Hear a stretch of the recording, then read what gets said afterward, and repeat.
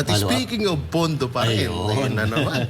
Pabor ka ba na isa publiko ang mga expenses ng pondo ng mambabatas? Of course.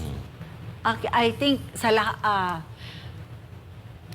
accountability is a function or kailangan talaga lahat tayo ay maging transparent para doon. Kasi ang pera ay nanggaling sa tao.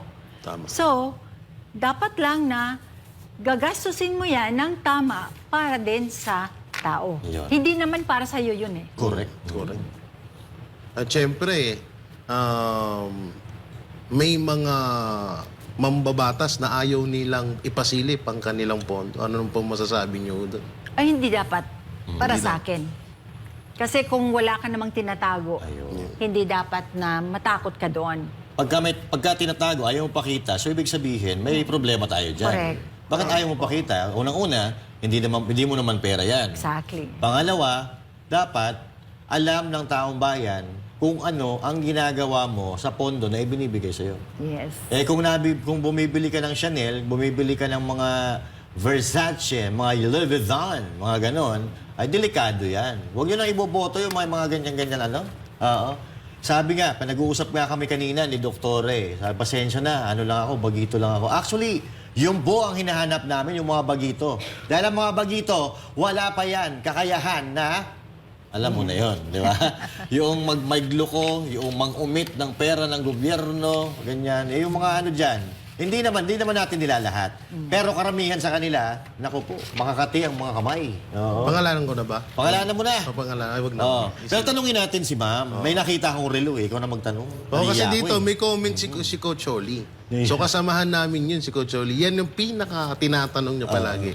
Anong brand ng relo mo? Ay, At ano po to? magkano? Anong tawag noon? Yung, I use this for my health. Yung Apple Watch. Yes. Maganda yan. Okay yan kasi talagang inaalok din sa akin ni Boss Dada yan. Yung pag-measure ng paglalakad or because I take care of my Heartbeat. health. Oo. Tingnan mo, talagang Hindi na advocate nga. talaga sa health si Opo. Doktora. Kasi pati relo niya, health pa rin ang iniisip. Correct. So wala ka po Rolex? Ay, wala po. Hindi po. Okay. Kasi tinatanong namin yon para at least ngayon, kung halimbawa manalo kayo sa 2025 election, kung may Rolex kayo, alam na namin na meron. Kasi pag nakita namin, sinabi niyong wala, nakita namin sa mga susunod na taon, may Rolex na kayo, ay, mayaman. Hermes, ma'am. Mas maganda naman to, di ba? Hermes, ma'am, meron.